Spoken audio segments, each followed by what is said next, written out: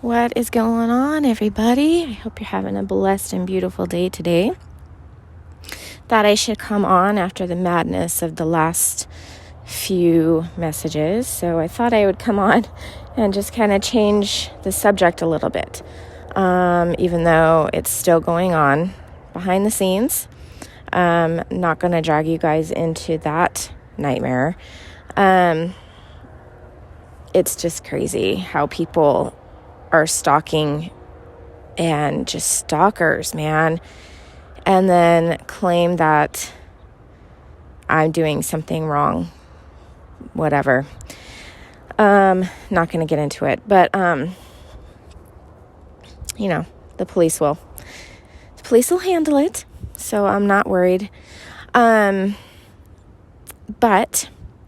I wanted to just come on and just talk a little bit about all of this stuff that's going on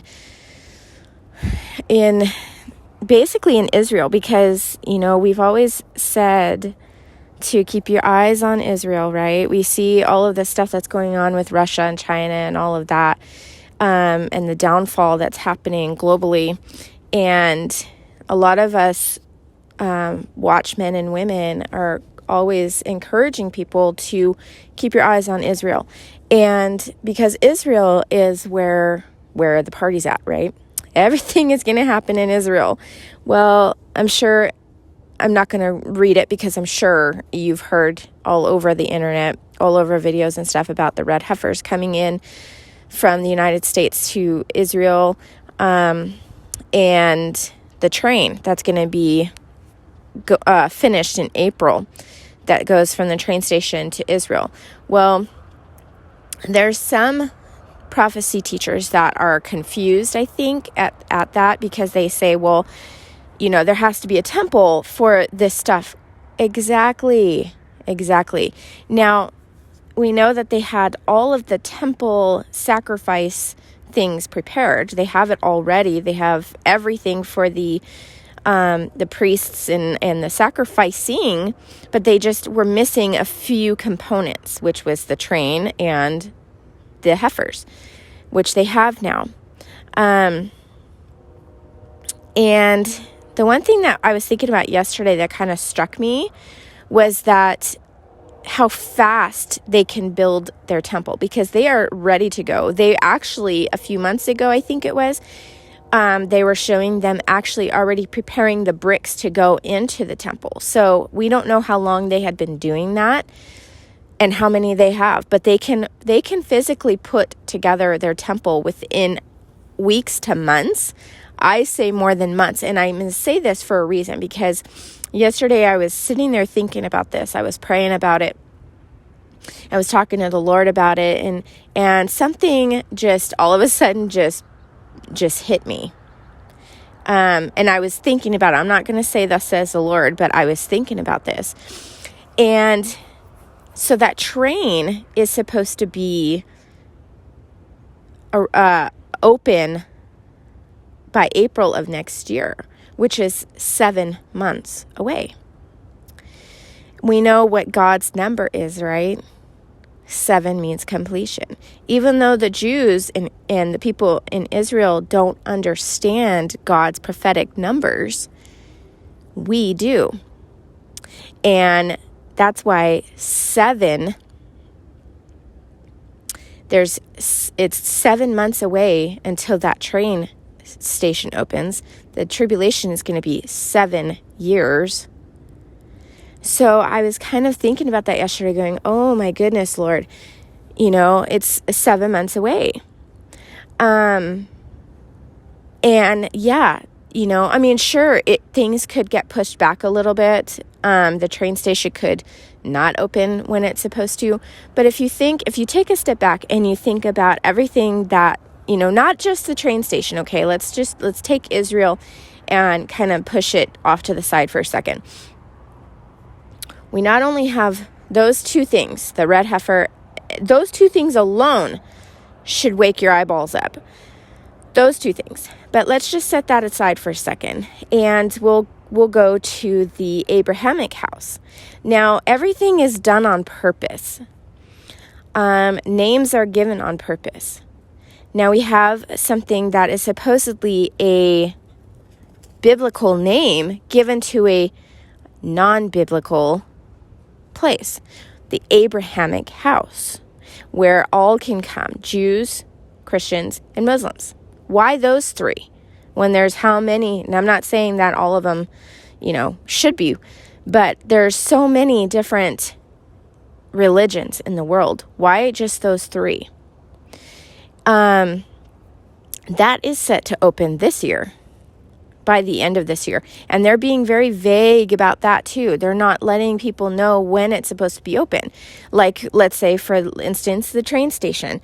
They're saying it's due to be open in April of next year. So this Abrahamic house has been a question mark for years. And they just keep saying, oh, it's going to open, and it's going to open, it's going to open. And then all of a sudden it says it's going to open in the year 2022. But they don't tell you when it's supposed to be open by.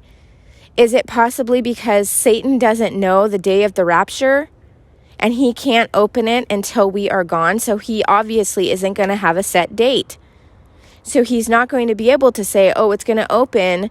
If that's going to be the place that he walks, and that's the place that he's going to sit for the most part, that's the place that he's going to rule the one world religion, then it's obvious that he's not going to be able to set a date because we don't know the date that Jesus is coming. So he's not going to be able to say, well, it's going to come by the fall of this year or by, let's say, October or September, because he doesn't know. Because if it gets pushed back, if God allows time to halt for a minute, then, so there's a reason why that Abrahamic house is a big question of when is it going to open. There's no date. We have that. We have the Abrahamic Accords. Another, what's with the name, right? What's with all these Abrahams and all of that. And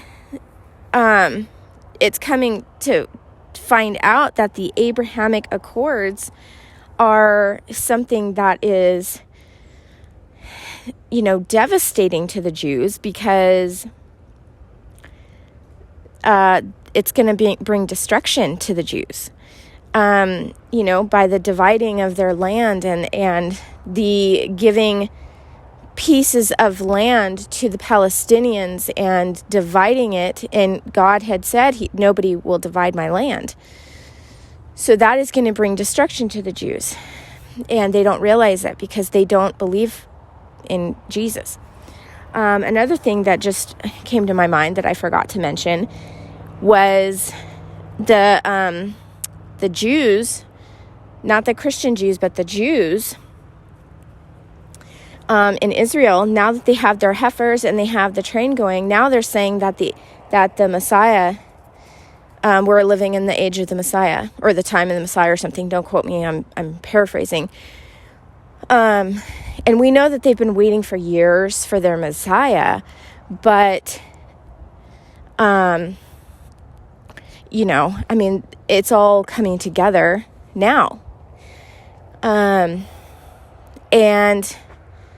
the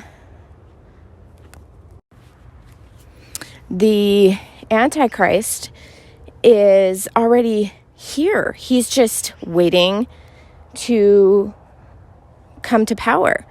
We're not waiting for him to be born. We're waiting for the rapture to happen so that, so we're not necessarily looking for the Antichrist. We're looking for Jesus Christ, and it's very interesting and fascinating to look at possible prospects of the Antichrist.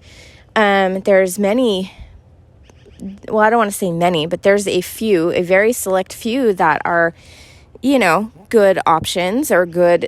They're really fitting the bill. And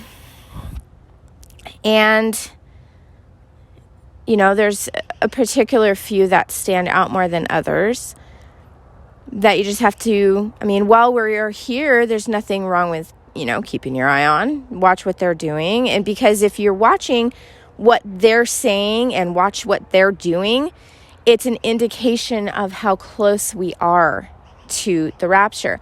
It's not that we're watching for the Antichrist. It's that we're watching the things that they're saying, the things that they're doing, and, how they're behaving, and some things that they're, bringing forth and stuff like that, because that is our indication that Jesus is coming. They might just be I don't know the word. They might just be a facade, and the real Antichrist will come after. Maybe they will somehow help the Antichrist, the true Antichrist, in the end. Maybe they'll be the ones that set up the Antichrist. Maybe they'll be the ones that, help him and assist him. They may not be that person at all. But we know that the Antichrist will be a political figure. We know that he will be very cunning and very, and my personal thought, that's all it is my personal thought. When he receives a head wound, a mortal head wound, now, I don't know if he does it himself or if he is so hated that somebody does it to him and then he raises up. He possibly could do it himself to show, for people to see and believe that he's supposed the Messiah. Maybe he does it himself, like watch and see what's going to happen. Could be. I don't know. I don't plan on being here to find out. But, with all of this stuff that's going on, we can see that the time frame is at hand, and that there's no more time to waste and no more time to keep going on. The prophecies are happening at an alarming rate.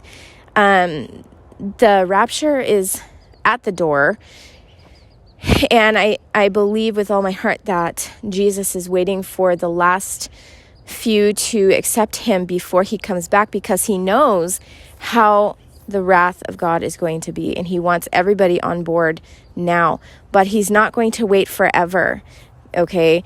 Because, if he waited forever, then people would still continue to be saved. He has to put an end to evil. He has to put an end to the things that are going on, and he can't just keep allowing it to go on forever. So, he's got to put an end to it. And yes, people will get saved after the rapture, if they make it, because you have to, I don't want people saying, well, I'm going to wait and find out. And I pray that you don't, because if you can't accept him now, you most likely will not after, because you are going to believe the lies. You're going to, hopefully, if you don't die seconds after the rapture, you don't die.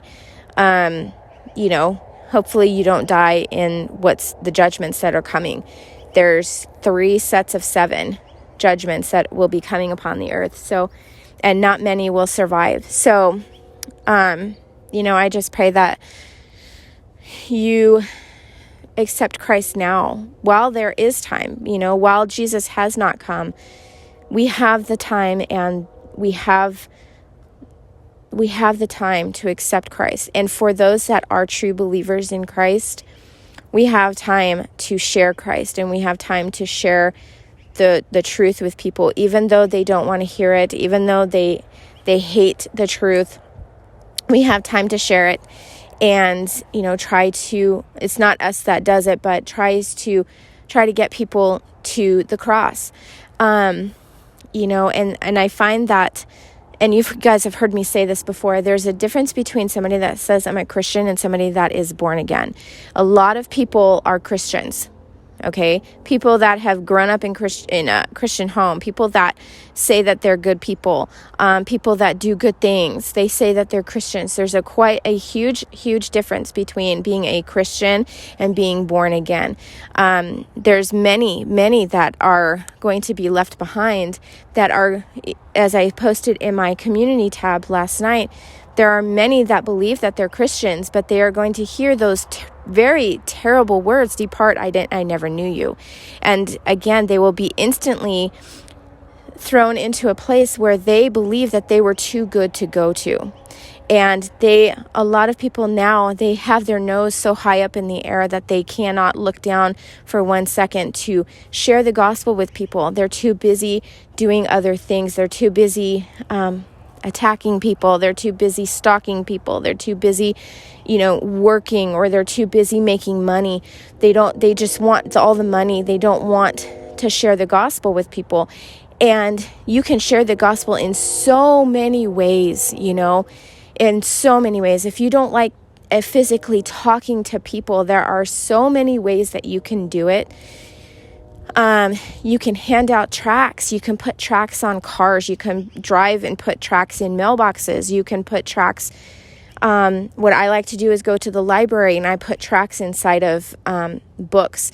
Usually the most popular books, I'll put tracts in, or I put tracts in books that are, I've put tracts in because, believe it or not, libraries have these, which is spell books. I put tracts in there. I put tracts in, different kind of, if I go to the store, I put tracts in boxes, like I'll kind of slip it in to a box of some kind. You can wear a Christian shirt that tells the gospel of Jesus Christ. That alone is planting seeds to wherever you are. Let's say you're going to an amusement park. You can have a shirt that has the gospel written on it, and look at how many seeds you have planted, all without saying a word. Because God can use you in so many different ways. And because it is not us that saves, it is God that saves. There are so many different ways that you can share the gospel. And God alone will be the one that cultivates those seeds. So just plant those seeds, guys. Time is so short. And we are at the door, or Jesus is at the door. We are at the cusp of the rapture. We are so close. So hang tight with me. Keep watching. Keep listening for those trumpets, because we are at the end. And just keep praying for each other. Keep lifting each other up. Keep loving on one another. And keep going, guys. We're at the end. Just finish this race with endurance. This last stretch of the lap. Just keep going with endurance. So I love you guys. I will be back another time, maybe later today. And I will talk to you later. Bye.